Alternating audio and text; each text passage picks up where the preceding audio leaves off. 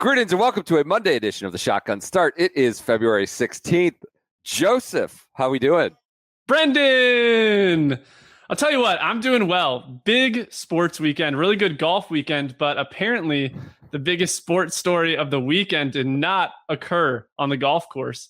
PJ and I got a text from you that you had to delay the recording because you had been tossed from a youth basketball game. I'm not tossed. That's not remotely close to what I said.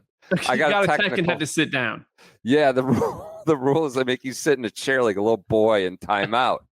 And this league I'm in, which is a preposterous rule. Like, I don't sit. I never sit. I sit for 5 seconds as they line up for the jump ball. And before they do the jump, I stand up, and then I never sit back down again the rest of the game. I'm shouting and moving the whole game. And yeah, I got teed up. I struggle with these youth basketball games. I need time to come down. I need time to decompress, win, lose, or draw. And especially after getting teed up. And honestly, what turned out to be an amazing win. We won. So I was riding high from that. Beat a team we lost to by 24 points in the regular season. I almost had it taken away from us by some bogus refs asleep at the wheel. Then teed me up. But yes, it was a slow sports weekend otherwise. Great golf day. No. You're not going to tell us what happened on the tech? Yeah, I think what I say will fully exonerate me. We were at the free throw line. No, they were at the free throw line. Other teams at the free throw line. And a kid was like in the corner of the court on their team below the free throw line extended. And of course, there's a long rebound, goes right to him. This kid that's just standing in the corner. You can't, what are we doing? This is a basic fundamental rule. And I hand up, definitely came on the court, too far on the court, trying to get a stoppage of play, felt easily rectifiable. It was very obvious. Felt like you could stop play, ball out, off the violation, ball out of bounds, baseline, going the other way. So I came pretty far out on the court near the ref, not yelling at the ref, just trying to get a stoppage, rectify. You can't be down in the corner. He turns, and I'm getting close to him at this point, and he goes, T. And then I go, you guys go sit in your chair. They keep the possession, just still don't rectify the obvious violation. Like, this isn't some violation where it was a foul or 50-50 foul, and I'm mad that they didn't give it to us. Sure. I never get teased. This isn't a frequent thing, but I was certainly on the court, hand up on that one, out of the coach's box, at the scorer's table, and feet on the court. And so then I sat there like a little boy in a chair. I mean, I shouted nonstop from my little chair and watched our 15-point lead go away in 5 minutes. 2 tee free throws. It was a disaster, but we won. So we ended up winning. It was a miracle win, but I needed time. I was teched up, and I needed time to decompress, as I said, before we handle it. Did you handle like a perfect gentleman, or did you start, fighting back when he teed you up? I mean, at a subsequent timeout, I approached him and apologized for coming on the floor too far. I don't know. I mean, I got barked at by the other ref too. The apology is too much for me. Yeah, you gotta stand on it. I mean, if it's a fun, like you said, it's not like a foul call or right. Like a 50-50 thing. Right. If it is a fundamental misunderstanding of the rules of the sport, you gotta stand on that. I think yelling at refs in youth sports is generally it's pretty, delinquent, low life behavior typically. Now I will shout suggestions as plays are happening, get him off him, walk. Body, I'll shout these things just towards the ceiling, not at the ref. I don't ride the ref, and I never get teed up. But this was a disaster. I thought we'd lost the game. I thought I had lost the game getting the tee because this was a miracle that we were beating this team, and then all of a sudden, they just blitzed us. But we got it back. Well, we got it back. Ball don't lie. That's all I would say to that ref. Knock it out by the end. Yeah. So, yes, I got teed up. I take these, my Whoop band is crazy during these games. It's like you just ran a marathon when I get home. It's not good. It's not a good situation. So that's my little story. I didn't know we were going there at the start. Put me on the spot. The sports story of the day, legitimate sports story of the day, is and I think, potentially the year, certainly the month, and for a good amount of time is Anthony Kim winning LIV Golf Adelaide by a sizable margin, just as PJ termed it, dog walking Jon Rahm, Bryson DeChambeau, and others to win by 3 at LIV Adelaide. I believe he had 9 birdies in the final round.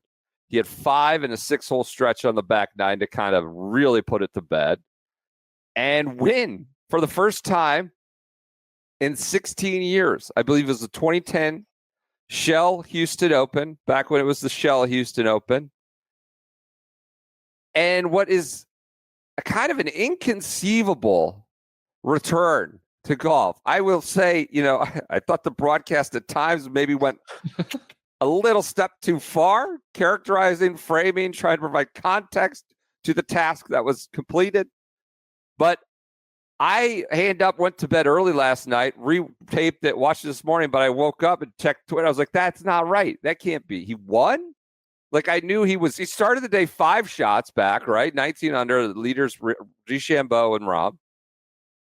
Starts the day 5 back, wins 3 up on Rahm and 6 up on Bryson. So an 11-shot swing in a day on Bryson, who they will come under scrutiny here in a second. But we get to that. One of the great comeback stories, a really inconceivable win. I tweeted, I think, I don't give a shit if it, whatever, Joe Schmo not landing the triple axel in the Winter Olympics because everybody's into it's the biggest sports story today, this week. It might have less attention on it than the general sport, whatever, who might be in the draft come up in April. But this is an incredible story for golf, an incredible story for sports. I will add, it's shocking that he's back in the winner's circle. It's shocking, of course, that he did it against Bryson DeChambeau and Jon Rahm. I don't know that we've seen a little bit of a progression from him. I think that I don't want to say like the clues were all there or the crumbs were like there was a crumb trail to this outcome, but like we're a long ways away from that first season on LIV, right? Where he was like, I don't know what a launch monitor is. I don't know what the modern equipment is. He had to play his way back onto the tour. Like he won or he got through qualifying. He got through Q school to get a spot. He looked decent last week in Riyadh. On Saturday, Rahm was like, honestly, that's 68. Like that's some of the best golf on these conditions like you'll ever see. That's 68. So I think there were a few crumbs, like, and he started making more birdies more frequently. He was relegated. He didn't have a good 2 years. Hadn't earned a single point. It wasn't like he was lighting it up. I'm not suggesting, this was a very natural like step up the ladder. There just were a few crumbs there if you paid attention that maybe he wasn't like a total fraud or total joke. I don't think there were crumbs that he could have a 9 birdie 63 and beat the piss out of Jon Rahm and DeChambeau. That I wasn't expecting, and that's what makes it one of the great stories. Yeah, I think you might slightly be overstating the progression. Like it's not like we saw some top 10s at the end of last year but he still was relegated because he'd started so poorly. Like Anthony Kim has been pretty poor for the last 2 years. But yes, him earning his way back, getting that 3rd spot in the promotions event. And then, he finished T22 in Riyadh. Like if you want to get into it, his iron play looks pretty good, but he still hadn't done that's much. Good. T22 is like decent, but now can you do point. 3 rounds? Yeah. Go ahead. Yeah. So then I think as you're hitting on the most shocking part of it, and I was watching it live. If he had won a little rinky dink, like wedge fest, soft, and totally in a week where Rahm and Bryson were just totally absent, and it came down to him and like whatever, Caleb Surratt doing Surratt things and Elvis Smiley or somebody else, throw somebody else in there, Sebastian Munoz. Like, I think it would have been a little bit easier to see how it happens. But for him to step up in what is the premier LIV event in LIV Adelaide on a pretty demanding test, come from behind on both Jon Rahm and Bryson DeChambeau.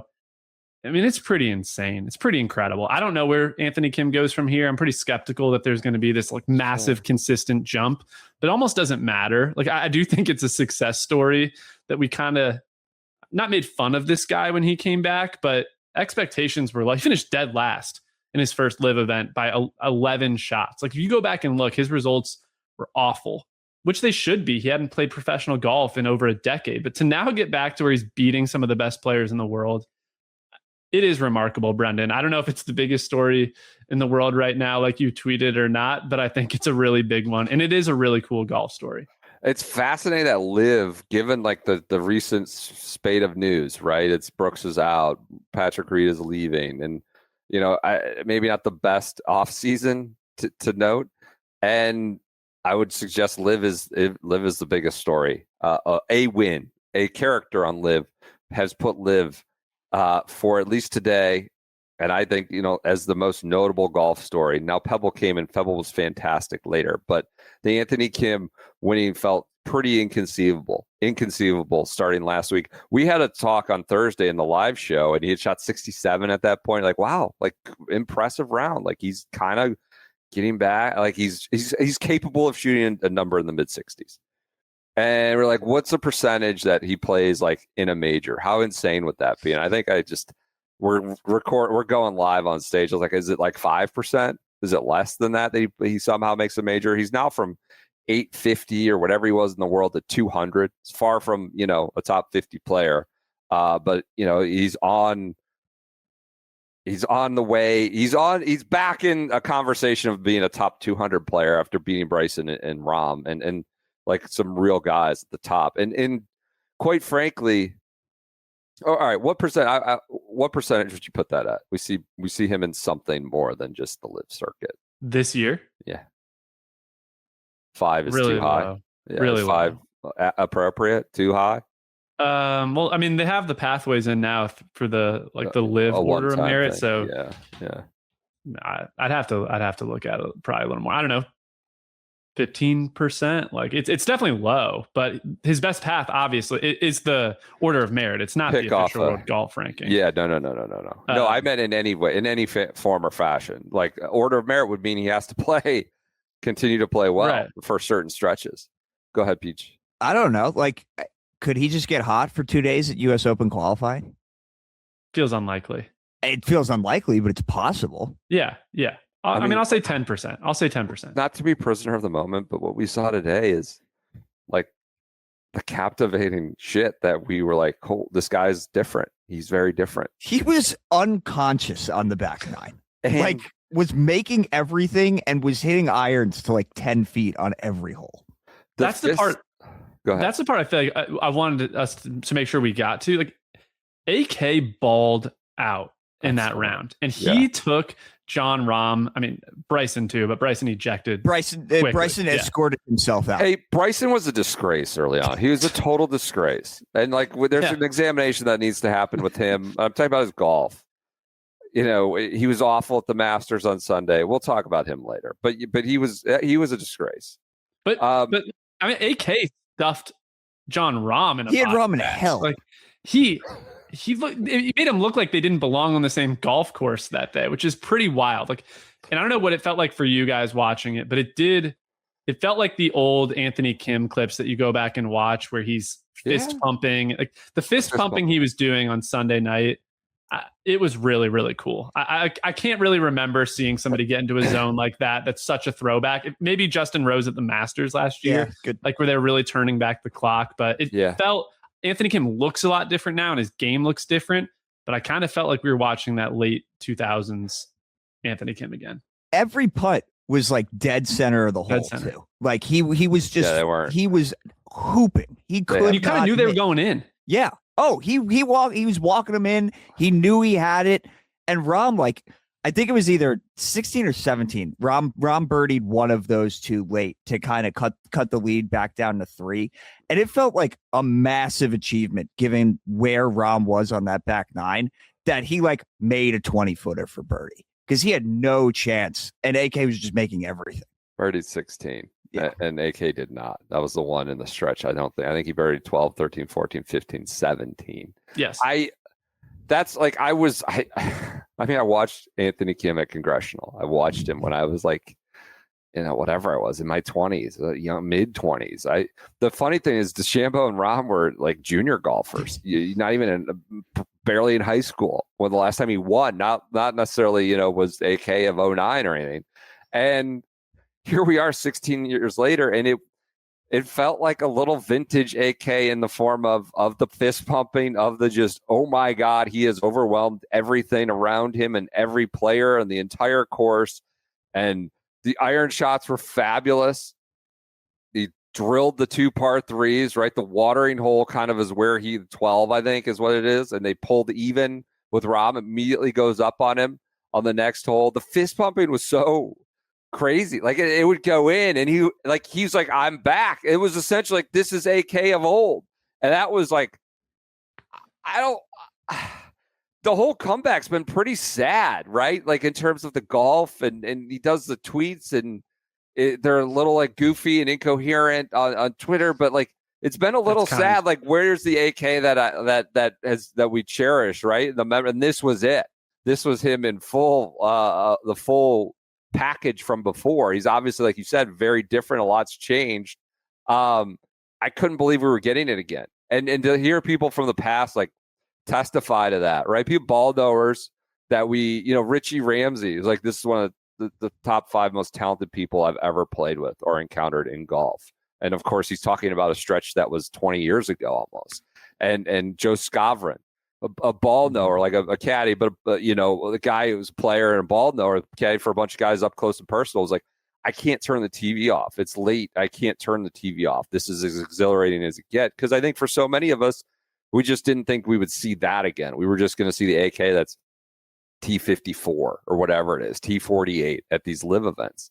And yeah, it's, I guess, good to have him back in public view, but nothing like this. Never thought we'd see anything like this. Was there something about his performance that most impressed you? I mean, we've hit on a lot of it with the way he was making putts, his iron play. He's talked about how he plays a more mature style of golf, and back in the day when he was pretty reckless, just going after every flag. Like, he laid up in the spot today I guess it's been a day now, but where he maybe wouldn't have when he was young, and they had commented on that in the telecast. But to me, I think the part that you've hit on that was that will stick with me the longest is what you're talking about, of everyone weighing in and being captivated by what was happening. Like, golf Twitter, it's not dead, but it doesn't have that same live watch experience of just like golf Twitter starts to light up, and everybody from even outside of the golf world weighing it. That is basically at this point reserved for major championships. Mm-hmm. And on Saturday night in the States, like, I was watching it, it was right about midnight Eastern time when he started to make that run on the back 9. You have people who are just general sports fans weighing in on, and these like huge amount of energy behind that telecast that that's the only time LIV has done it. And frankly, like, the PGA Tour doesn't really get that kind of attention very often. So that it tapping into the broader sports world, like Stanford Steve from ESPN is tweeting about it. Like, everyone is watching that golf tournament. It's been a really long time since we've had one like that outside of a major championship. There were a lot of ways to dissect it. All I thought was, this is a massive sports story. I thought it was the biggest sports story. For like, the Super Bowl's gone, we're kind of in a lull. I just didn't expect that. I think it's I think there were a couple different ways to go about it. There was this framing that, and by the way, like, we always talk about, and Andy talks about this frequently, like, will he get back to making birdies, right, at a rate that he did? Like, watch out for birdie rate, right? Yeah. Or watch out, can he pile up 5, 6, 7 birdies in a round? He did 9 today. Like, is that still in there? Because then you can kind of eliminate or figure out how to acclimate to eliminating bogeys, right? But can he actually be a professional golfer that can put 3s on the board? And so we saw that again. Andy texted us some notes. So get him out there while I'm citing to him just about the speed that he's gotten back and how that could be. He came in with like launch monitors completely foreign to him, like foreign to basically how you play modern tour golf. What do you chase? What skills do you chase? I think it was last year that it was the first time he got fit for clubs in like 10 years or whatever he said. When he came back, he was just playing like whatever stock clubs he had. Here's Andy, just so we give full citation. It's insane how much speed AK has picked up in the last couple of years. Shows how fast the old guys would have been with today's tech. We don't talk about is how much difference the lightweight driver shafts of today make. And I'm sure he will elaborate on this. He's on his way to vacation, but I'm sure he will elaborate on that further. But that is the thing. I think, I don't want to say there's a progression, but when it's 2 years ago and you're like, what do I need to chase? What do I need to develop to be good at professional golf in the year 2026? I think he was starting pretty much from square one again. And now he has a couple of years of developing. And then he goes back to the old AK stuff of like, whether it's 14, like a 9-iron, I'm just going to like draw this one right back to the top shelf for a birdie, right? The par threes at 12, 17, just like when he doesn't even need the birdie, he's just racking them up on top of you guys. That's what I found to be like. Now he's developing a little bit of modern tour golf skills with combining some old AK shit. I still don't believe it happened. I still cannot believe this happened. I cannot believe it happened. Honest to God. And with the charisma, like that is still right there. Like he backs off the putt on 18 as he's about to win, like kind of pumps the crowd up. It wasn't like he was so nervous that he hadn't been in that spot in 15 years that all he could think about was holding a 3-footer and not like he enjoyed the walk up 18. Like it was a scene on par with a lot of stuff we've seen that's been special over the last 5 years. I'm not going to say it was Tiger Woods winning the Masters, wasn't Rory winning the Masters, but like outside of some really big moments, it's hard to think of much that kind of rivaled that scene for pretty much the whole back nine. It felt like a celebration of Anthony Kim. Yeah. Is it the most mainstream, like biggest moment for LIV since it started? Oh yeah. Right. Would you agree with that? I think so. Like my question would be like, how is it going to get bigger? Brooks won a major. I wouldn't say that did much for the LIV product. Like if Bryson goes out and wins the green jacket, is that going to be bigger than this? I don't think it's going to be. I think this was a massive sports story that went beyond just LIV, and it's not about like what it means for the league going forward. It was just what it meant for the league today, essentially. Like this is where the biggest sports story and what I thought. But I know there are more people tuned into the Olympics, but it's a massive story. I know like we're gonna get on the broadcast. The broadcast got like maybe a little hyperbolic there at the end. Little, maybe a smidge. But I do just want to say, like, I appreciated the coverage of it coming down the stretch. Like they laid out on the tee box and getting the caddy conversations with AK and how that was handled. They were like just the confidence, I think, that everybody in the group had that, like, you know, here's the read, here's the flag, like this is the number, you got to hit it there. And AK just stepped up and did it. Like I thought having the broadcast lay out so you could hear those conversations was like a huge pro and kind of amplified the for lack of a better term, cinema of the whole moment, getting the actual, you know, piece by piece of how to get through the holes where he did everything as instructed basically perfectly. As is the case when typically something significant happens in golf, there were people who underemphasized this and there were people who overemphasized this. First off, I'll say, like, talking about the guy's worst traits when he just won and this inconceivable thing is really shitty. Like, it's an incredible story of redemption. It's an incredible story of perseverance. It's an incredible miracle almost that he is back playing professional golf and that somehow won against the likes of the people we've talked about. His quote, God gave me talent. I knew it was coming. Nobody else has to believe in me but me. For anybody struggling, you can get through anything.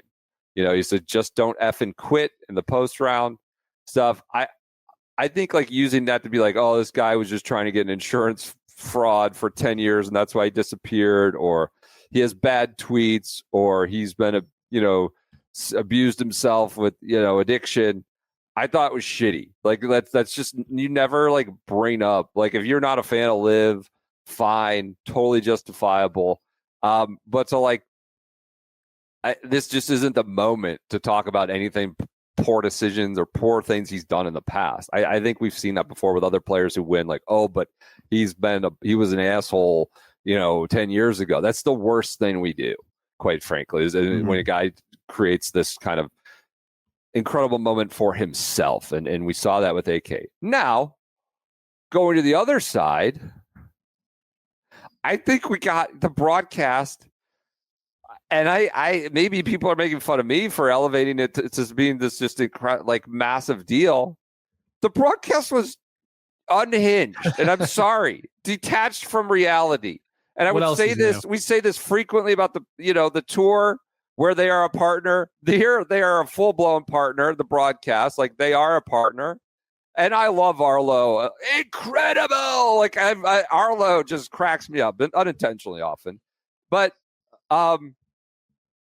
he birdies 13. And the quote is, "You're witnessing one of the greatest sporting stories ever told." He leads the tournament. Okay. I mean, he could go 5 over his last 4 holes. The greatest sporting stories ever told. I guess it's great to have him back in a lead. Incredible. Blind wedge on 17 that he hits up and over the tree, gets an incredible shot, lands the back of the ring. He also had that was a meaty putt, slippery and long that he had to make, and he did. I don't know if he needed it. He was already up 2, but he gets it. Faraday, there is a higher power that is propelling Anthony Kim to the finish. Okay. 18T. I think this is Jerry Foltz. I didn't have it down who said it, but I think it's Jerry Foltz. With apologies to Ben Hogan. I just want to say you never want to start a sentence with apologies to Ben Hogan. After that, clause done. I'm just pulling the ripcord, not continuing. With apologies to Ben Hogan, by the way, is deceased. He's not here anymore. He moved away from the earth. He's not going to get your apology. With apologies to Ben Hogan, in my opinion, I'm glad we added that. This is the greatest comeback in the history of golf. I guess I would be up for considering its case. I just wouldn't bring Ben Hogan into it at that point, because now I'm like, no, actually it's not. It's not better than I don't think it is. Faraday then doubles back on that. Hogan's comeback was only from injury. Well, that's kind of minimized getting get your car getting slammed into head first by a bus or a truck. It's not like he, tore his Achilles or had a hangnail. Yeah, he had wrist surgery. Yeah. Hogan's comeback was only from injury. What Anthony Kim has been through the last decade and a half, this is an inspiration for so many. And I would agree with that part. I was going to say, I don't think that's wrong. With that second part of the quote. But, can we just prop up Anthony Kim without denigrating Ben Hogan? Why is Hogan being brought into this? They're like, he was only injury. And it was just felt a little carried away. I think Faraday was rightly emotional. Obviously, probably the addiction angle, that is important and personal to David Faraday, and the power of watching Anthony Kim somehow pull himself into a winner's circle, I think, was rightly moving for everyone, and certainly Faraday. I just don't know why we got to bring Ben Hogan into this. Is that fair? You missed one too. This was earlier. I don't remember exactly where it was. There were a million of these. This is basically just another version of what you've already said. But at one point, Faraday might have been on 12 or 13, said, "I've never seen a comeback like this." And then it was either Arlo or Foltz goes, "Nobody has. It has never happened." Just so dramatic. I would put this up there as one of the most inconceivable comeback occurrences that I can remember. It truly is. It felt it's crazy. It felt like they were one step away from invoking Miracle or Leicester City or any of these ginormously impossible things really to ever happen. But it's a tier below those kind of things, but it's not. I hate that I'm in the position of defending these statements, but in their defense, it's the biggest thing that's ever going to happen to this broadcast team. So they had to use it while they can. I would go nuts. Talk about the higher power. Talk about the greatest sporting story ever told. The producers got to be like, hey, can we not shit on Ben Hogan to prop up Anthony Kim in 2026 in Australia? I mean, Tiger Woods' comeback was to win the 2019 Masters wasn't too bad either. Because it's not going to make you look good. I mean, 2019. It's up there. I He understand. took down Tony Finau and Francesco Molinari. It's not John Rahm and Bryson, but Laz Versailles on Twitter, just providing. He's a historian, amateur historian. Just a note for some of the youth on here, and I think he was rightly moved as well by AK. But Ben Hogan should have died in a head-on crash with a bus. Instead, he won the U.S. Open 18 months later. 18 months, over 90 holes of sweltering heat, walking out legs with pins in them to keep them from breaking again. Just some context. I don't know. Both are incredible comebacks. I just don't know why we had to bring Hogan into any of it. Anything else on Anthony Kim? We can get to John Rahm. We can get to Bryson DeChambeau if you'd like. Anything else on Anthony Kim, Pete? Just more broadcast while we're here. You can do that. I thought this can transition us into Bryson, and then we can get to John Rahm. Bryson thirstily begging AK to sign the scorecard during the emotional interview on the 18th green, where everybody is just mobbing him and AK is crying in tears, and Bryson is just standing there right off camera, begging him to sign the scorecard. We gotta can we just use our thinking cap for 1 second, dude, and let the moment breathe? For such a content connoisseur, Bryson, you have to know that the moment does not need you. Well, maybe he thought it did. That's why he's a content connoisseur. I will say he might be a content connoisseur. He still struggles with his words. On Saturday night, when both these guys were sitting together, This is incredible. and that's where Rahm was like, I don't that was a real deal 68. That he missed so many putts. That should have been 66. That those were hard conditions. That was a real deal. I was moderately impressed by the Grange or whatever it's called. Moderate. It had that aesthetic that I liked. It was dusty and dry. I don't think the greens were that firm, quite frankly, from what I could tell. The balls didn't seem to be, trampoline or cascading away, but it had a nice aesthetic and a real. It felt like a proper, not proper. You had to play some golf. Anyways, Bryson, content connoisseur, still struggles with his words. They have him and Rahm in there Saturday night. Talk about Anthony Kim. What'd you see? He's still 5 back at this point. What an incredible story, Bryson said. First off, going from the lowest of lows, almost moving away from this earth, and then coming back. I believe he's talking about the very serious subject of taking one's own life,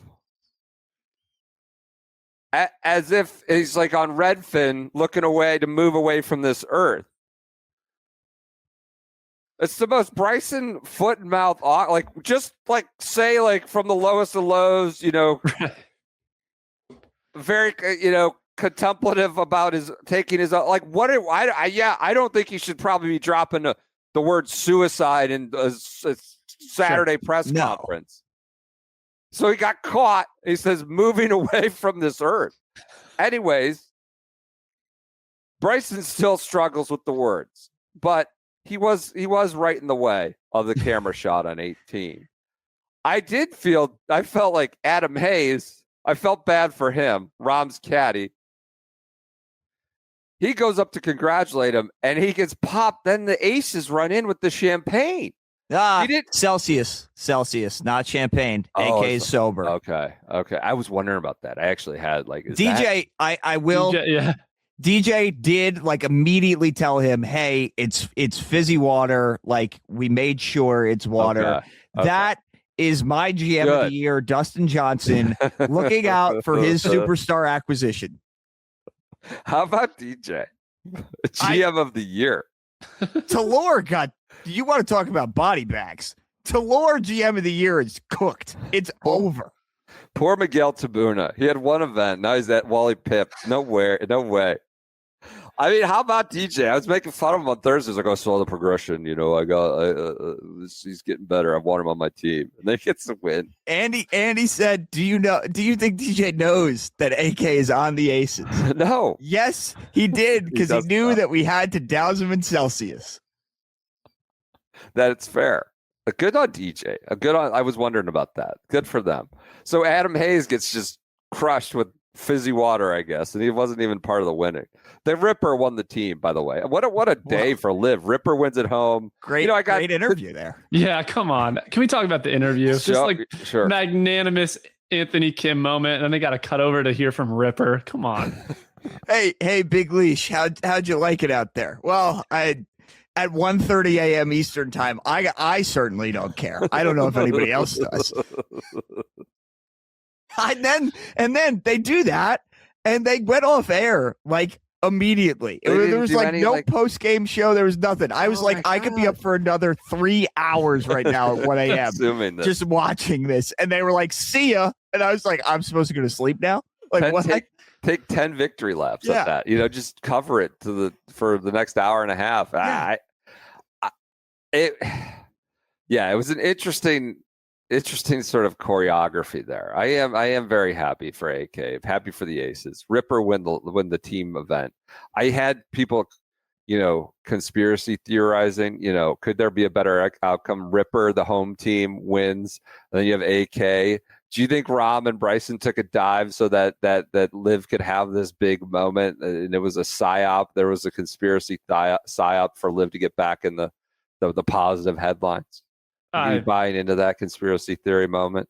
I hope so, because I think what we saw from Jon Rahm and Bryson DeChambeau is downright embarrassing. And if that's the explanation, that would make me feel a lot better. No, this was not rigged.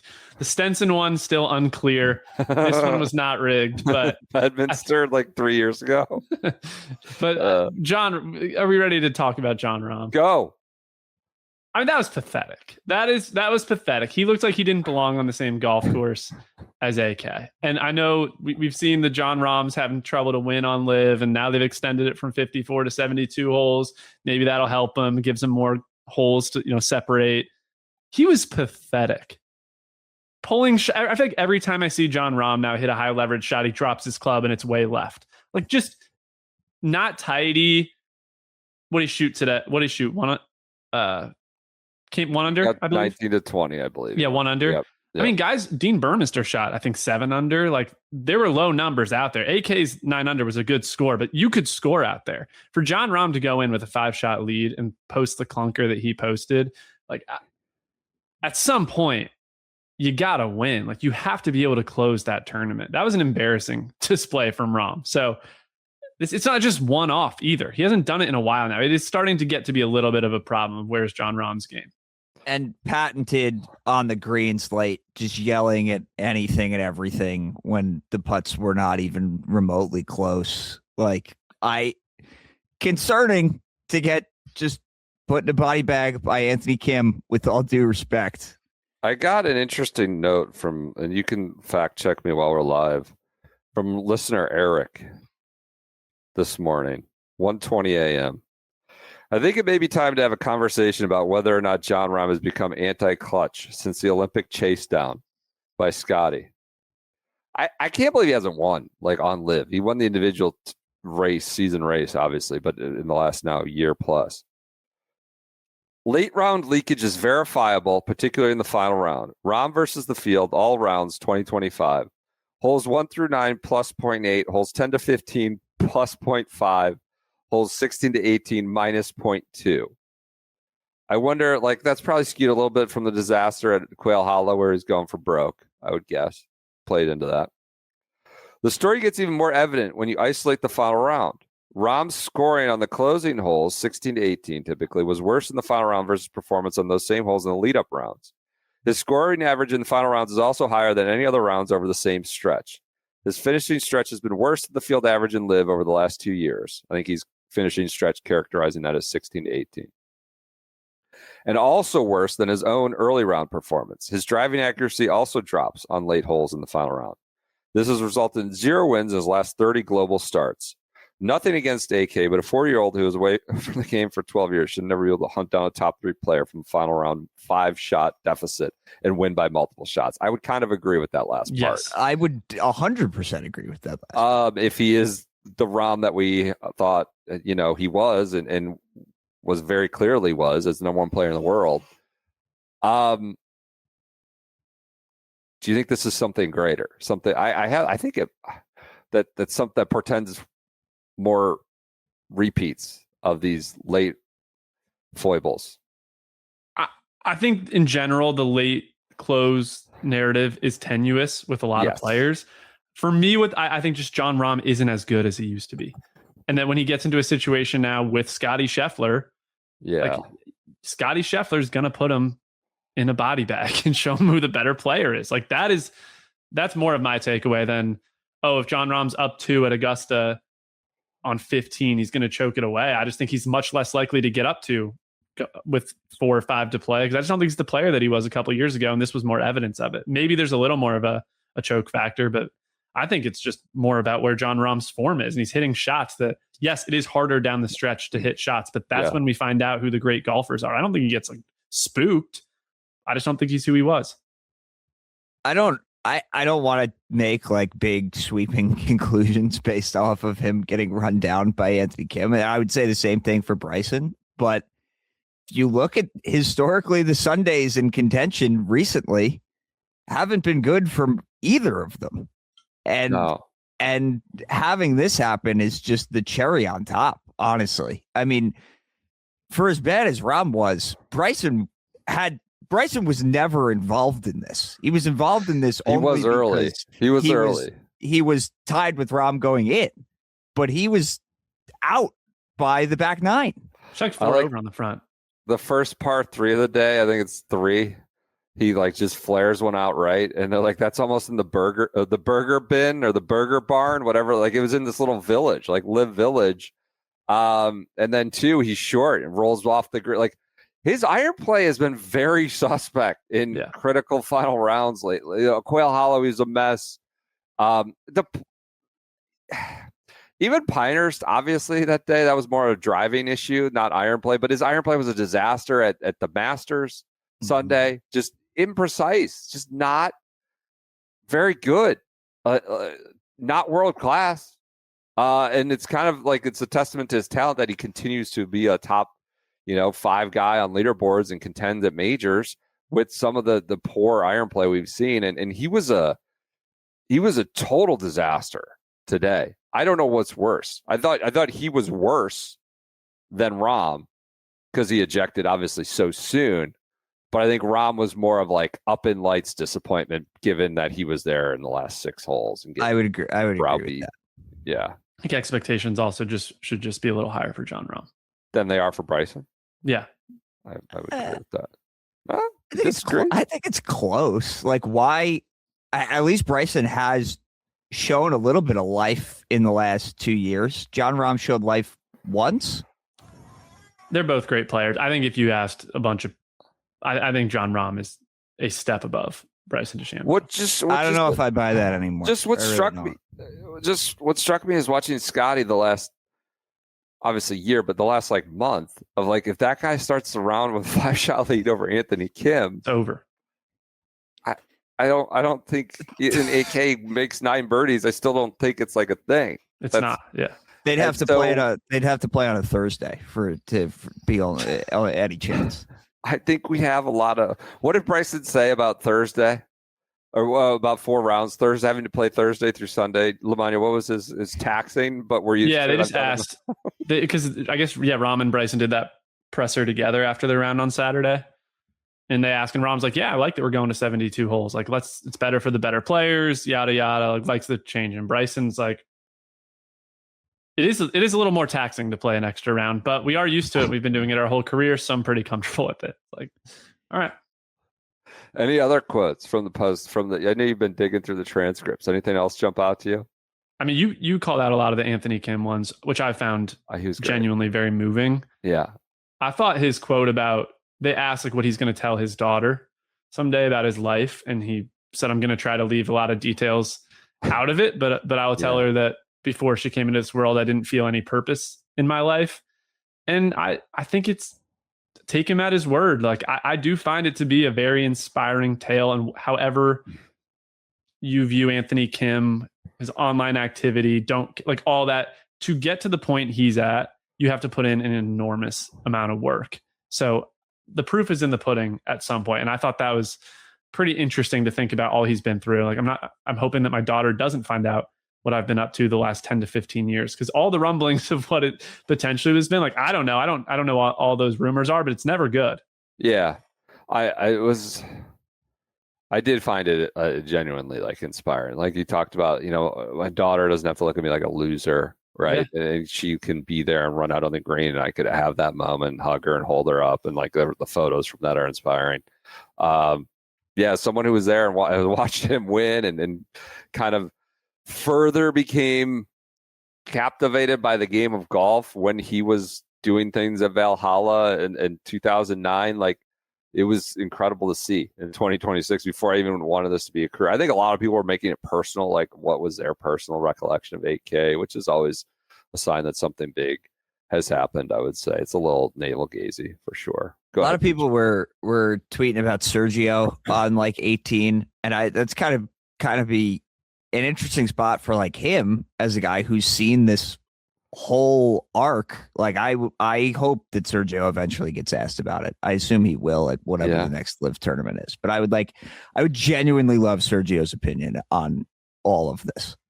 Phil was very excited on Twitter, obviously boosting the story, and I think it's a story, it's hard to overstate it. I think the broadcast did an admirable job trying, but it's hard to overstate it. All right. Well, anything else on LIV Adelaide you want to add? Clean up? Did I get us Rahm, Bryson? I think we did. I mean,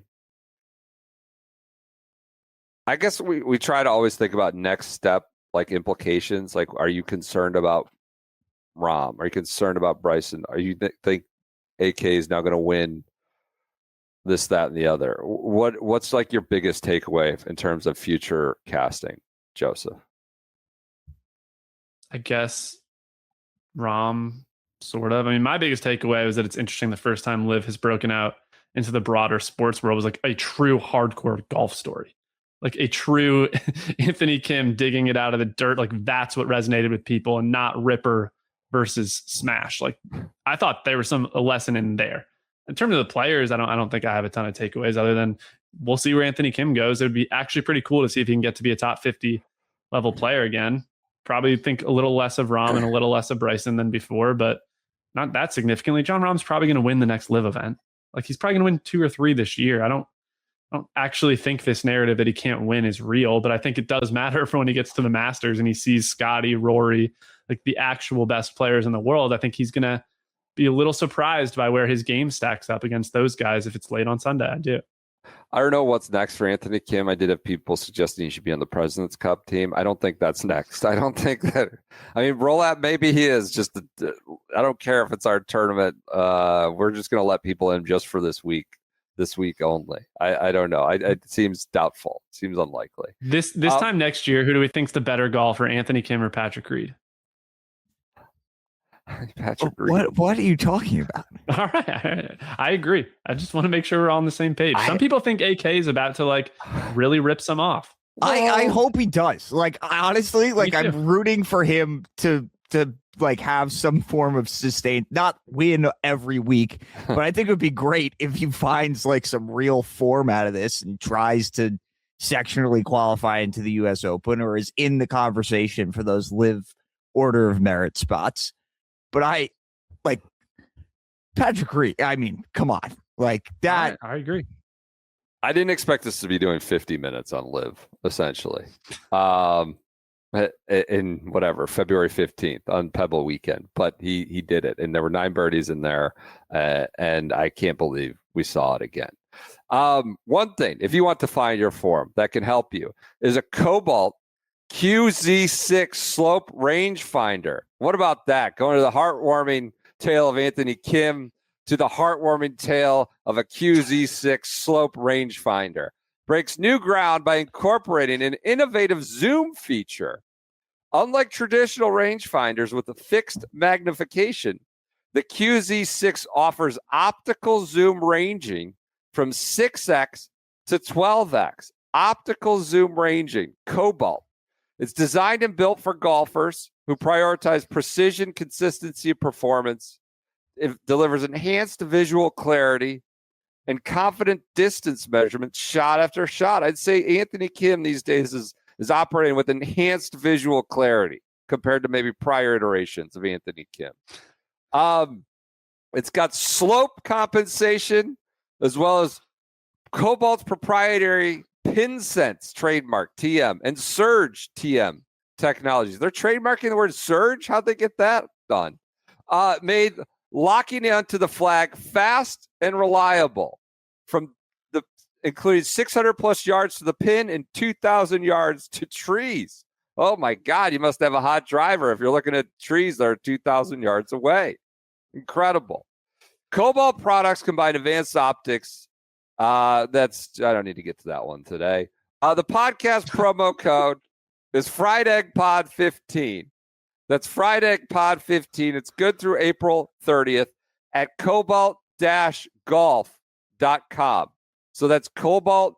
It's not a slash as far as I can tell. Cobalt-golf.com for 15% off. FriedEggPod15. Shout out. FriedEggPod15 is your promo code. Cobalt-golf.com. I think I got all that out. PJ, that was just too much. Too many words. Can we cut down on the notes that all these pixels are sending us? Clean read right there. We'll take it. We'll take it back to the establishment. Surge trademark? What are we doing? Technology. What are they like? I provide the copy Surge? That I'm provided. Remember that drink Surge? You guys are too young for that, probably. No, I never had no Surge. idea what you're talking about. PJ, you would have been all up. PJ, last week in Chicago, drinking your Mellow Yellow from Culver's and all this other bullshit. You would have loved Surge. It was like from that family of drinks. That's Surge for Cobalt. We're big. We're excited about them. We're big and happy that they're involved with the podcast now. All right, we should move on to Pebble Beach. It was a fantastic PGA Tour event. Wild. A lot of stuff happening. Hovland's throwing umbrellas up in trees. Rory's doing push-ups on the rocks left looking for Justin Rose's ball. There's scorecard, mishaps about lift clean in place with the scorecard length. There's we're getting in the weeds on that. It was just a goofy little wind came up, obviously Saturday, and then late Sunday. It didn't get, I would say, as bad as we were told. We were just like, oh my God, there's going to be so much water. And it came later. They got enough in. Just a lot of interesting stuff going on. Bridgeman taking 35 minutes on the 18th hole. Hovland on the range in floaties that I take to my kids to the pool with. That's his new training aid. All sorts of stuff happening in this event and a lot of great golf. Morikawa makes 16 birdies in some conditions for sure on Saturday and Sunday, 16 birdies combined across the two rounds, and ends a 2.5-year drought, winless drought. A fabulous. I left for this youth basketball game where I was teed up and just assumed Scotty was going to be in a playoff or something. The way wind, if we were told, was going to pick up, you get to the clubhouse at 20, it felt like that was going to win. And I came back and in my state of decompression, watched the last 4 holes, shocked that Morikawa got to 22. Got a nice little bounce at 15, kind of poofed, blasted it out of a rough lie right at 15, gets a nice bounce, but then has to make a lengthy putt and pours it in. 16, hits a great approach shot to get to, make Scotty's 20 under number moot. He gets to 22 birdies, or bogey 17, then birdies 18 to get to stay one clear of Minwoo Lee and eventually Sepp Straka. A big win, I think, for the PGA Tour. Get Kyle Morikawa, 2-time major winner, off the schneid. Does this change your perspective on Morikawa at all going forward? Oh, yeah. I mean, Kyle Morikawa struggled the last couple of years. He hasn't won since the 2023 Zozo. Yeah. I mean, Kyle Morikawa, when he's hitting the ball well, is a legitimate threat to win majors. And over the last couple of years, I mean, people are talking about that we maybe shouldn't have taken him. The U.S. maybe shouldn't have taken him to the Ryder Cup last year. And now he's winning a signature event, like carving the field up with his irons. Yeah, Colin Morikawa feels back. I don't know exactly what that means, how high he should be thought of. I think somewhere in that somewhere around 8 in the world is probably a reasonable place to put him, but I don't think so. I don't want to get in too big of a tangent. But like when you're talking about Bryson struggling with the iron play, I feel like something that's gone under the radar the last couple of years or just never gets talked about is the speedier you are, the bigger your iron gaps are. And it's hard to be both long off the tee and a great iron player. And I think there's something insightful and interesting about the fact that the most consistent dominant player of the last 25 years is Scotty Scheffler, who's not a speed demon. He's got a little bit of speed, but he's like a 180 ball speed guy. Colin's like 175, 176. And not trying to chase it more. Hasn't recently, at least. Right. And I think we talked about him. He's got all, like, he's so short off the tee. He gets overpowered. Like, Colin, part of what, he's a very accurate driver of the golf ball, and he's one of the best iron players in the world. Like, with the exception of Rory, kind of, it's hard to be much faster than Colin is or Scotty is and still be a good iron player. So I think some of the like Colin stinks talk that's happened over the last couple of years is a little bit unfair. And this guy kind of reminded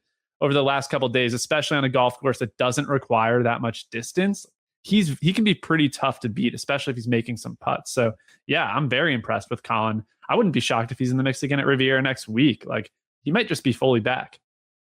Yeah, I know he didn't win for 2.5 years. I know it got it got fairly dire. I would say second half of last year. I think like should he be one of the 6 picks? Was a fair question to ask based on I don't know where he finished in the standings. 10th. He was certainly. They were always going to take him. Yeah. But this wasn't somebody who it wasn't Brendan Todd who like fell off the cliff. He was still maintained like a top 5 strokes gain, like approach number for a lot of that, top 10. Like, he was still possessing elite skills. He was not getting across the line. He was not winning. Some days that, or some weeks it would result in the top 10. Some weeks it would result in the missed cut. But I think he was still showing that he was like some elite skills. He was not totally wandering in the wilderness, like in a way that it's somehow portrayed. And I think we saw him rely on that, flash that skill over the weekend, right? The Saturday round, I think, ended up being one of the top 10 greatest strokes gained rounds in the shot link era, I heard, thrown on the broad. What's that? Strokes gained approach. For approach, yeah. Yep, on approach. I do think, like, clearly, like, the short game thing is still a bugaboo, right? 6, he's hitting lumber. We saw at Phoenix, he did the Todd Hamilton deal on at least one occasion. Short of 6, he played it. I mean, he's playing it great. It shows a sign of me of like a sort of a mature strategy and course management.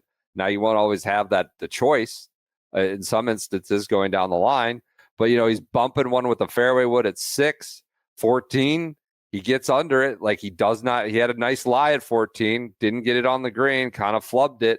18, he's putting. Probably definitely the right thing to do. And given that lie and where he was on the green, so I think that's still something to monitor. But what we saw over the weekend is like the guy who's one of the great elite ball strikers of his generation, and separate at a course where. I mean, he lost strokes putting. It was like nothing. It was 0.05, right? But people are throwing that out there. And of course, I think has been sort of minimized to a putting contest. Sam Burns, gaining 7 strokes, and he was able to do it where, and you look at the leaderboard, it was all guys who kind of at least had a round or two going crazy with the putter. Is that accurate? Like, separating in that way on a course that doesn't allow, I'm not saying separate on the leaderboard, but separate in terms of like the skill profile. It's usually just guys who putt their ass off recently. Yeah, I think that's mostly fair. It's so condition dependent. And I think you saw on Saturday and Sunday, like that's when the conditions started to come in. And I think that enabled Colin to move up a little bit more than it might have otherwise. Like, well, I'm sure we'll talk about Akshay. Huge hypothetical. If ifs and buts were candy and nuts, but like, I think if the conditions never get bad, like Akshay might have won this tournament by multiple shots. Like, he was way up late on Saturday. It's a hard thing to say that for sure, but he was dialed. And then as soon as the winds started to get kicked up, he looked completely lost. But I think Colin, isn't that that's more deep pantsing than Agree. Like, oh, if I didn't get, a cut on my throwing hand, that's. Yes. Are you a player? Are you anyways, go ahead. I agree.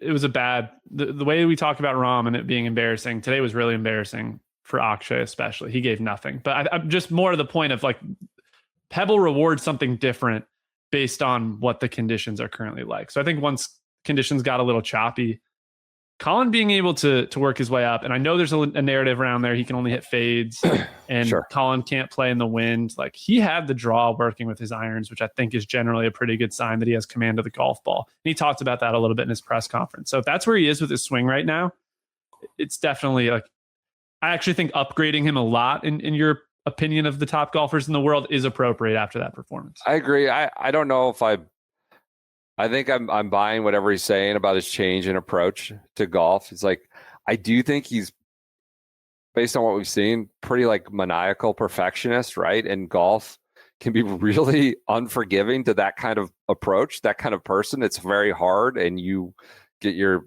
the perfect outcome is rarely achieved. Whether it's on a shot of 9 holes in a tournament, whatever it is, that's you generally fail, or you don't win, or you don't execute it to the exact point. And we saw some of that a little bit. I think it was Full Swing, or maybe it was somebody sent it to us. I think it might have been Full Swing. He's kind of insane about like his gloves, right? All these guys are perfectionists in a way and very particular about a lot of minute details, but he was like especially like very precise and goofy about his gloves. You just see someone who that's obviously how he got to where he's at, but when you don't win and when things aren't always like perfect, it can send you into a spiral and make you a little nutty. And it worked for him out the gate, right? He gets 2 majors like this was, and now all of a sudden you have a year where you don't win, or where you don't win a major and you're a perfectionist. Like that can kind of compound on itself, right? And what he's telling us is now he's like, I stopped playing golf, right? I stopped playing golf and just became this robotic perfectionist where everything had to happen from 1 through 18 a certain way. And then obviously it doesn't always happen that way. And, maybe Pebble, maybe win, whatever it was like, I had to play golf. And I've been trying to tell myself that over and over again, like find ways to just play the sport, make the shots, as opposed to, being so result driven. Does that make sense? Do you feel like that? I don't know if he's turned the corner with that approach, or if how big of a part that played, but I thought that was kind of refreshing to hear about some of these guys who are very successful right out of the gates and then encounter failure and have to figure it out. We'll see. Yes, I think it's legit. The shot into 18 was cool. Unbelievable. Like the starting that ball where he did out over the ocean.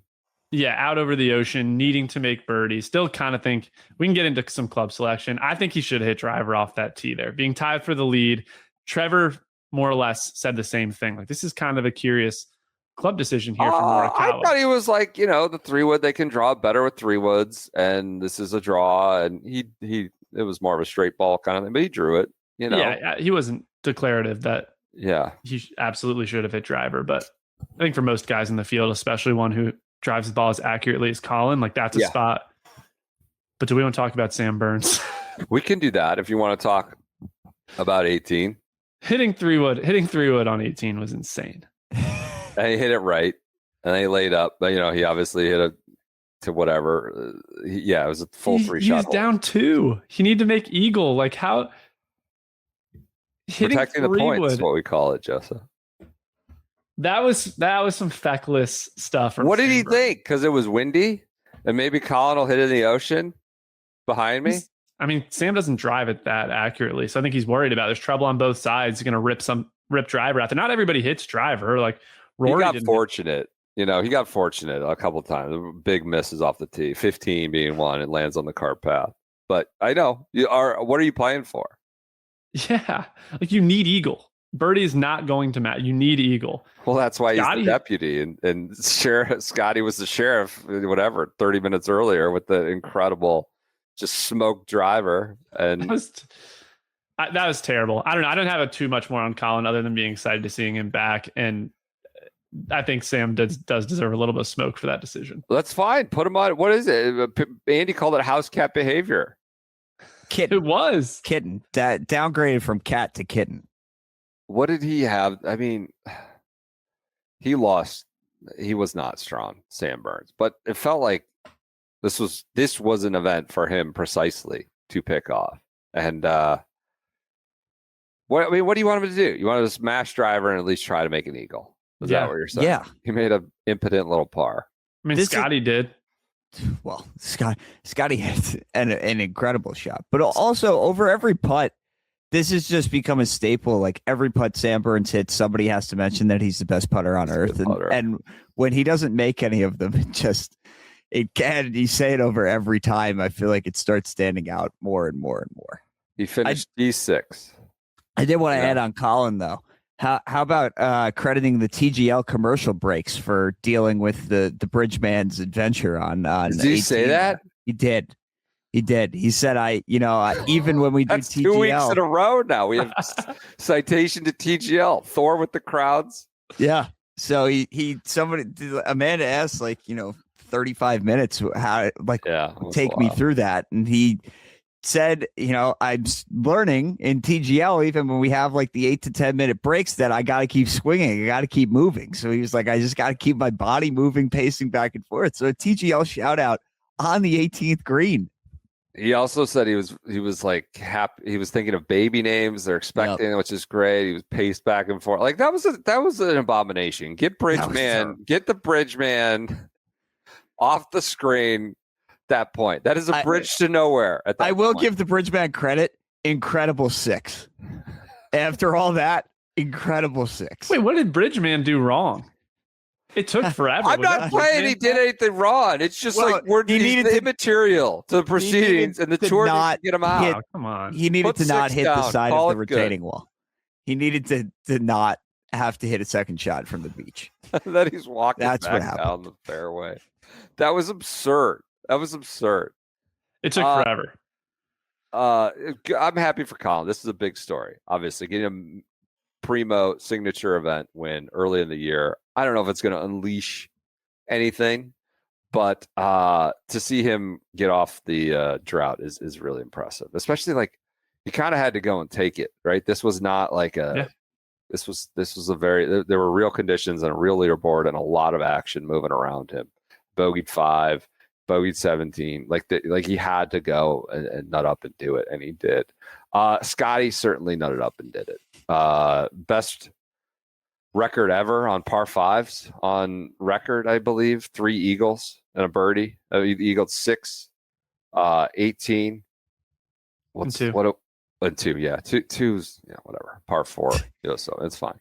But and birdie 14. 2 stinks, but I don't. It can be a par 4 and it stinks. All right. Oh, totally. I'm not going to disabuse you of that notion. I understand that. But he made 3 eagles.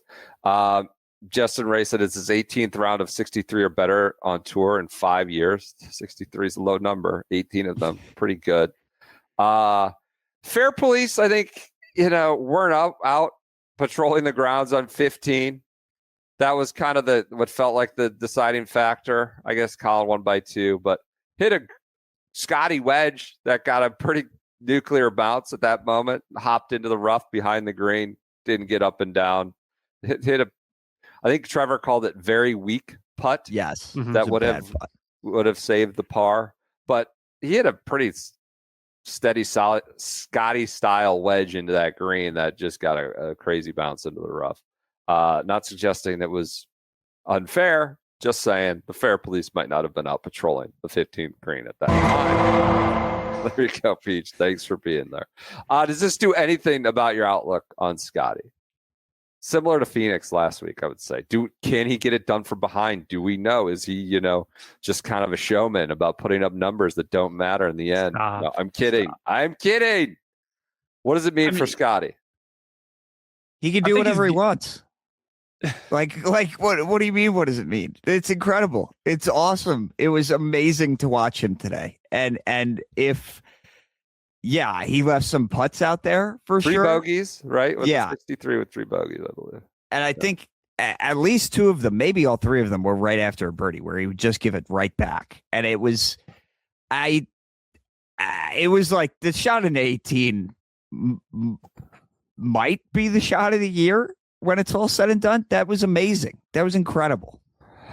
Shot of the year is a bit far, Pete. Shot of the year is a little much. It was a great shot to a tucky, tougher pin, right? I mean, he went for it and he got it. Incredible shot. Go ahead, Joseph.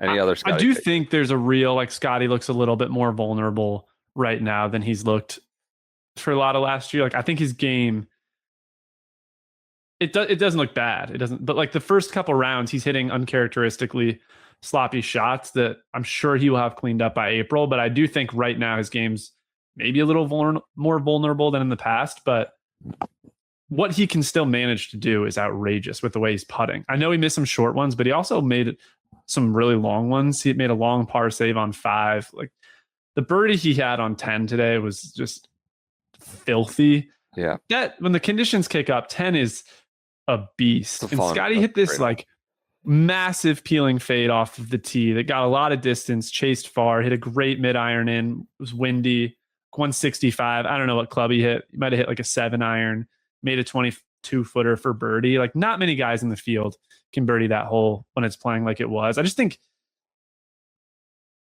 I mean, he's got he's 18 straight top 10s now, Brendan, on the PGA Tour. Like, I thought it was like it's 8 straight top 5s, I believe, which is it matches Tiger's 2 longest active streaks, I believe. Yeah, it might be top 5s. 18 straight top 10s is absurd. And these are mostly strong fields. Like, there's that doesn't include the Hero World Challenge, but there's not a lot of cupcake events in that stretch. Like, the most recent one he did not finish top 10 was the Players Championship last year. If he can keep this up, it is, I know, like, made cut streaks have lost their meaning a little bit. And you can argue that with smaller fields, top 10s don't matter as much as they used to. But I think if Scotty can extend this to like 25, 30 events, that is a very impressive record for him to sit back on. Burns, disgrace to the Tanimal outfit. I'll just add that in. Tanimal, which has so much history at Pebble Beach. Min Woo, opposite of Burns, going 190 ball speed off 18. You know what? 18, like, you have to hit a golf shot there. This isn't like, I get that whatever par you want to put on it.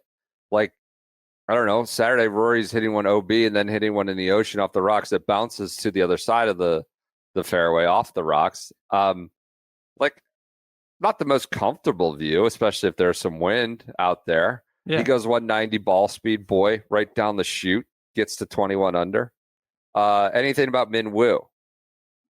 Not a ton about Min Woo. Min Woo and Sam Burns profile very similarly, and neither has a ton of success. They're not great iron players generally, long iron players especially. So I think it was impressive to see both of them battle in there. Like, again, this is not a long iron test. This is a bunch of wedges, but when conditions were bad, like, Sam Burns played a very good front 9 today and hit a lot of impressive irons. I think similarly with Min Woo, it'll be interesting to see if he can take a jump this year, because we know that the short game is going to be good.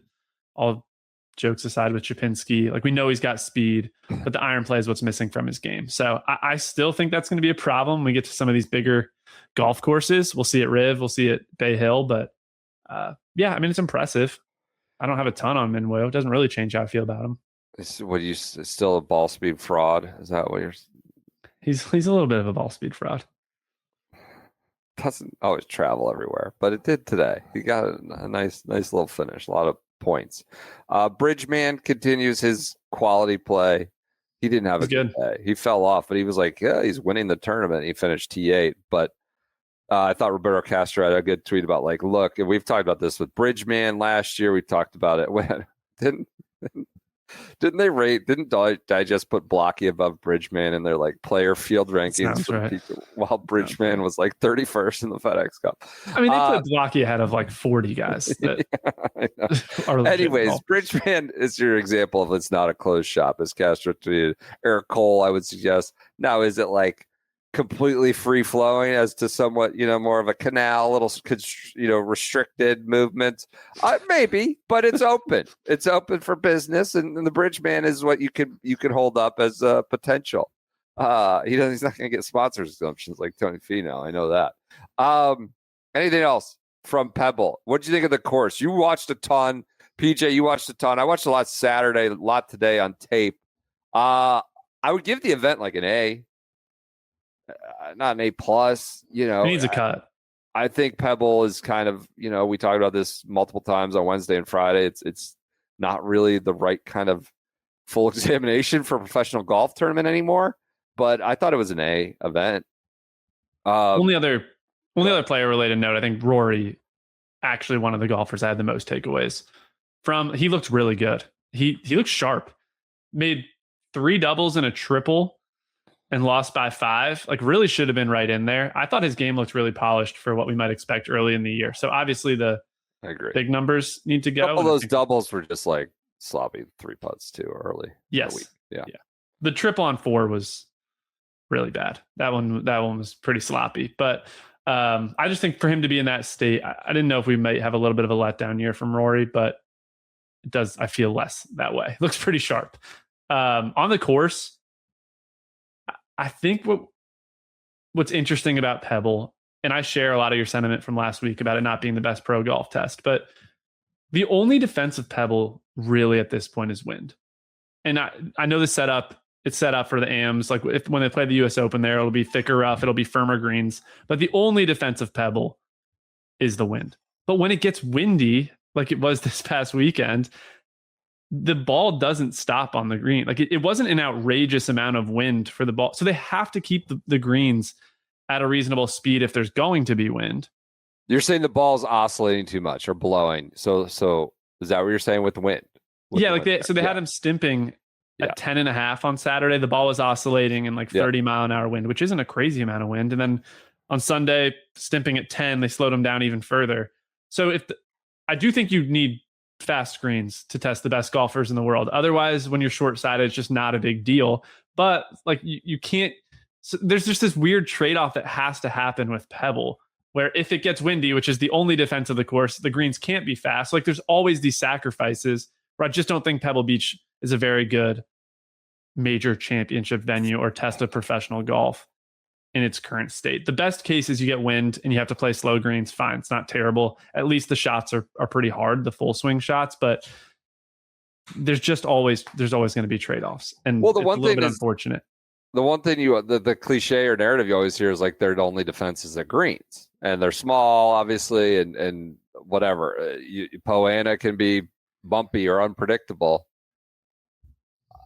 I'd say that's a narrative, but what you're suggesting also is that if the real defense, which is wind, then also takes some mitigates some of whatever the greens can be. Is that what you're saying? Yes, but also the part of the reason the greens are hard is because they're like a little shaggy and they bounce around a little bit. It's not like I kind of like that. I'm fine with it more too, frequently on the PGA Tour for these pampered Fs. Just put a clown's mouth every now and then in there. Yeah, I don't know. I think it's just an interesting thinking about the dimensions of the course and what you have to do to set that place up. Also, the 12th hole is a disgrace and is a terrible embarrassment. But it's bad. It's bad. Like I remember walking up to that 2019. I was like, huh, what? 12. I think we had a long chat about it on one of the SGSs that week. Like how it just so. It's like honestly could be at any like resort course anywhere and just plopped in there to get from point A to B, right? Awesome. And just to put it on the card. What do you think of Pebble, PJ?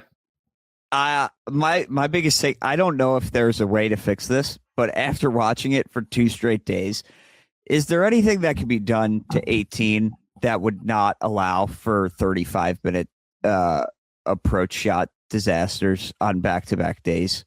Because watching Minwoo on Saturday night and the Bridgeman today, it was just absolutely brutal. Absolutely brutal. I don't think we should change that hole to remove the possibility of that happening. I mean, I don't know. Feels like an overreaction. I was just I was like I felt bad for Colin and for Akshay that was happening. They're bringing another tree in apparently, or returning a tree. Getting the second tree. So that's good. You had fun though. You guys loved Saturday. You said it was like a circus. It was just an enjoyable watch Saturday and Sunday. Saturday at the end was all over the place. It was great. Good deal. When All it's right. windy, yeah. The stretch of 8 to 10, Yeah. that's an incredible stretch of golf. 8 is interesting. But with wind, it's good. It's good. Better. Sure. Okay. All right. If you have some smoke for 8, I don't. I mean, it's just become a little bit like station baseball. Yeah. But yeah. It was a good event. A event for sure. A great event. Congrats to Colin Morikawa. A good winner. Not Akshay Bhatia. Any worry about him? I wasn't surprised. He has a real deal win at Texas. That was like a legit win at, yeah.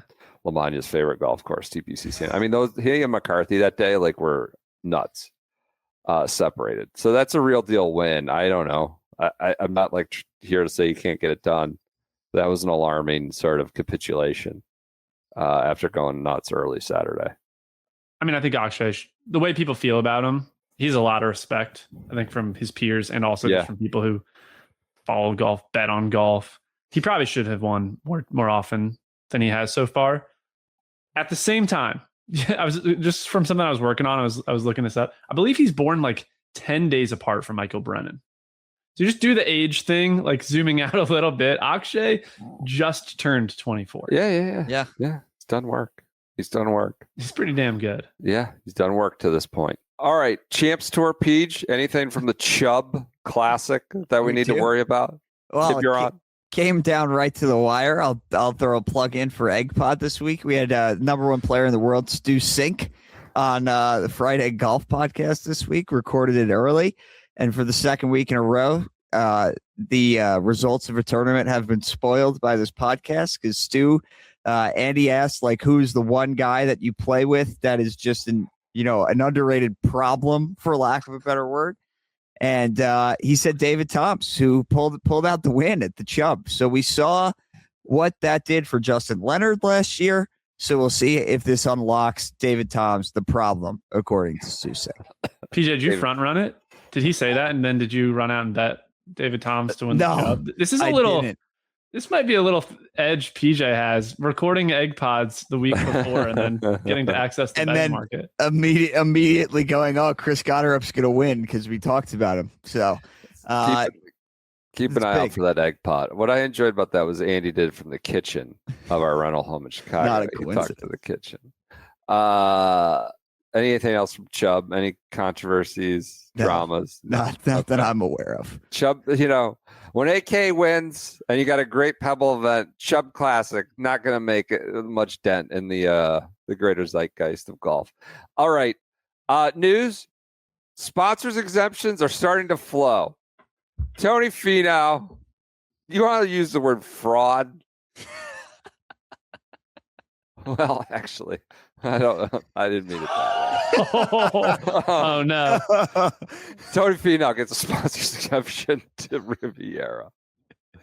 Did we need this? He had a good week. He had a top 10. Oh, he did the Dougie in the SoFi Dome. So he did. Top 10 did this week. So he may be on the comeback trail. He gets a sponsor exemption. Who got into Bay Hill? I don't have it in front of me. I just know Jordan Spieth was one of them. Why are we giving out Bay Hill exemptions this early? Why can't we see if Spieth goes nuts? Who are the other two that have already been declared sponsor exemptions, Peach? Do you have those in front of you? Sorry, I'm putting you on the spot. It's Billy and Chris Kirk, I think. Yeah. That's right. Okay. Chris Kirk, Billy Horschel, and Jordan Spieth. Why are we putting this out there so soon? The letter writing campaign is closed. The essay competition is over.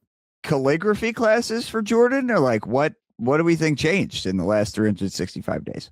Lamont, your reaction to Finau into LA, Spieth into Bay Hill. It's a joke. There shouldn't be sponsor exemptions in signature events. I think we're all on the same page that it's a disgrace and that you do this whole charade around Aon top 5 and this guy has lost his status and then he still has 1 million starts. Come on. I also we give a lot of smoke to Jordan Spieth. It's not personal. Just everyone should be treated the same. Chris Kirk kind of gets some favorable treatment from the PGA Tour too. Where's that coming from? At least Billy had an injury, which still I don't think the solution is a sponsor exemption. Maybe they need to examine their injury policy if that's such an issue. But why does Chris Kirk get the white glove treatment all the time? None of it matters at all to Chris Kirk. He bathed his son last night. This glorious madness. You remember that, Josh Elliott? That's my favorite Chris Kirk. God. Players Championship. Yeah, I don't know. I'm not here to drive by Chris Kirk at the moment, quite frankly. But I agree on the sponsors exemptions. It's every time it happens, it just creates this firestorm. Maybe we're in our own bubble a little bit with it, but it's delegitimizing, is what it is. And Tony, where are you at with Tony Finau, Joseph? Let me throw that grenade in. Yeah, here. that's. I feel like I was happy that you were carrying the mantle last week, giving him some smoke. I disagree with Andy. I think Andy's saying, what do you want from this guy? Like he's been a good player for a long time. I want him to keep his career going. Like Tony Finau. Andy was asking like he was like a situational, third down, slot receiver who has no ability, who's one leg in the retirement or something. What do we want from him? What do you mean? He hasn't done anything. He hasn't done anything, and he gets all this. He's Minwoo Lee adjacent. He gets the people like that love the social. He's a social media golfer a little bit. The TikTok, the family stuff. He was on full swing, so everybody loves him, and I have no problem with Tony. Seems like a delightful guy outside of maybe owing some people some money, allegedly. But I mean, can you keep your career alive? Like he hasn't done anything. He has one top 10 since last year's Genesis. Zero top 10s. He was at a T11 that I was mentally counting as a top 10. He got one today. Okay. Yeah. All right. He's back. He finished in 18th. He finished in 18th. Oh, sorry. I thought T8.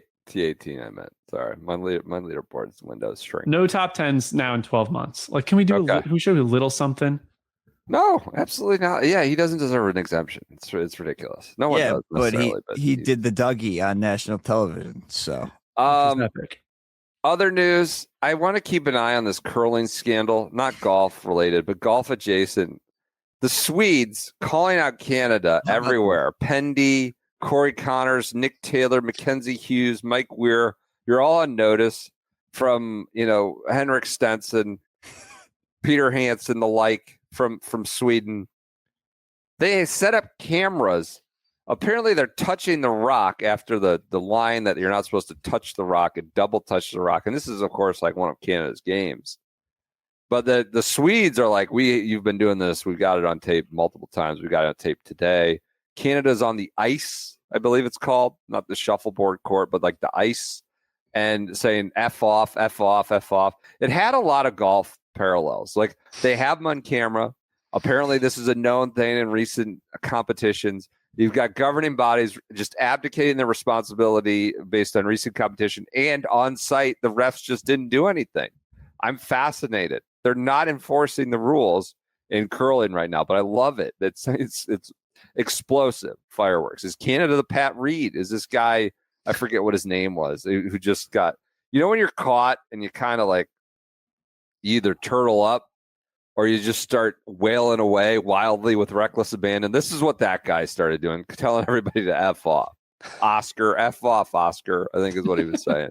So this is like, from my limited understanding of the scope of this is like Spygate at Jace, where Sweden is setting up like secret cameras to try to catch this in action. Yes. Why don't they have cameras where that could capture this? You would think that if there is a line that you can't cross, just set up a camera there. Like that seems pretty simple to me. And it was framed to me that curling is like a big like sport of honor, gentleman's sport, call your own foul, sport of honor, like golf thing, and that like these guys maybe have been looking for an extra hedge. Lon, you're shaking your head.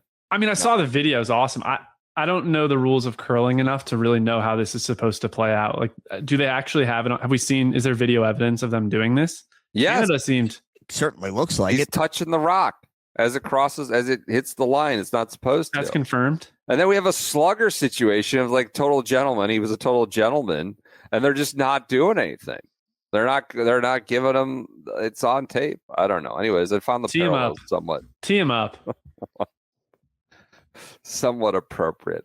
Last but not least, let's get to Gary Player, agitated at Augusta National. I got a few unsubstantiated rumors about Gary Player's, the state of his agitation or the provocation of his agitation. I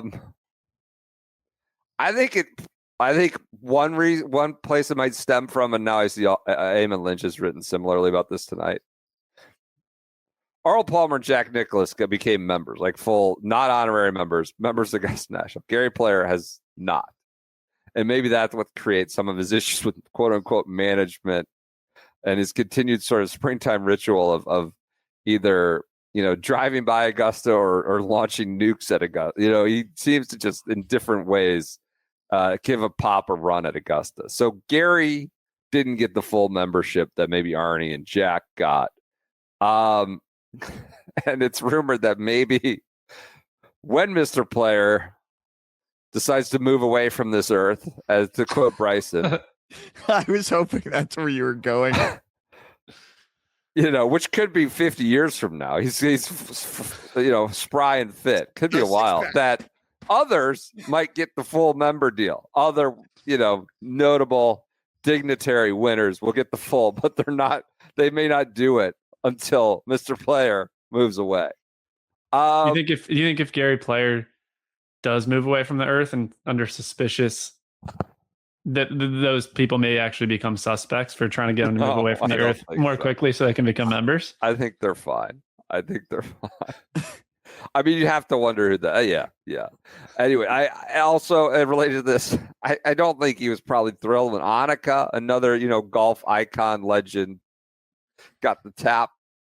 Doesn't seem like that helped the matters of the situation either. So, anyways. Well, probably also didn't help when Gary Player's son was holding a sleeve of balls behind Lee Elder. I'm sure there are many reasons in which he's not helped his case, I would suggest, over the years. I think the die is cast on both sides with that one. All right, that does it. PJ, anything else I need to get to? Pro Shop books are back in stock. Books are back in stock. You wanted to talk about the Providence Friars? Oh yeah, like that. They went at your St. John's. John, is Joseph for you too? Joseph's abdicating the throne like Akshay here. He might be back. He's just completely abdicating his position. Providence, what about him? It's just whiny, intentionally attempting to hurt a former player, like a scorned lover, in a game that they should have won, I would say. And thank God that they committed an assault on the floor, because it gave Johnny some life. It seems like an entire fan base with sort of a inferiority complex, best known for being bitter and stirring up shit. And they are feisty whenever you criticize them. There's I just I admire their tenacity. Actually, I admire their fervor. I do something other than just piss in other people's Cheerios or stir up trouble. I appreciate what the Friar fan base does for the Big East. I think it's great. I do think they've jumped over multiple lines with some recent coaching changes and or player departures. It does suck that these guys keep going to other schools in the Big East, but that does not mean that these games have to be your Super Bowl, and they always lose them. That's the other thing. I would change that first, and I can say this as a person who was able to pay Providence's best player millions of dollars to come play for my school, but sorry, you're poor. I don't know what to tell you. I don't know what you want me to do about that. They're so mean. It's so feisty. It's and they don't have the Villanova. They don't have the Raleigh Massimino thing. No. I know they went to a Final Four twice, but it's just, why are they with our coach, by the way? Right. Yeah. Also, you lose to Georgetown. Nobody loses to Georgetown. They figured it out. And you beat St. John's at home, hand up. That sucked. I was there. Not good. But you treat these games as your Super Bowl and you lose them all the time. What? They're cheering this clown off the court. He's got this little patch of hair on the back of his head. and he grabs the guy's face, and they're cheering him. These acts, they're cheering. Like, I would be embarrassed. I would be embarrassed. They are like, I admire their tenacity, but they just seem to be habitual, like, line steppers. Yeah, but even that, like, just beyond the pale. And if that's what they want to be known for, then go, fine. That you could get. I don't want to get started on this at the hour 30 mark, but the guy who committed the foul is a transfer into Providence. Like, never was on the team with Bryce Hopkins, has no personal affliction toward him whatsoever. Like, was just out there to do a job. That really bugged me. Like, I saw that last night. I couldn't believe that. Bothered me. Providence. Get the hell out of here with Providence. I'm done. Lamani, do you have any thoughts on Providence, St. John's? Is he out? Do we lose him? I don't know. He was cutting in and out there for me a little bit. He's being too contemplative. They're still trying to figure out internet down in Austin, Texas. They're on the cutting edge of technology down there. All right. I think that does it. This Monday episode. Big golf week. It was going to be Burley no matter what once the AK stuff came through. I think we'll get Andy back here. He'll give his thoughts, I'm sure. But had to be a Burley episode with AK and Pebble. Didn't expect it, but had to be. All right. That does it. Books are in stock. A pro shop's stocked up. Check that out. Check out Cobalt. We'll be back with you on Wednesday. Another big week. It's Riviera week. Best week on tour. I think KVV is going to be on site. He's going to join us a couple times from LA. Looks like the weather's going to be downright horrendous until at least Thursday or Friday. But excited about that. Best week on tour. So we will talk to you on Wednesday.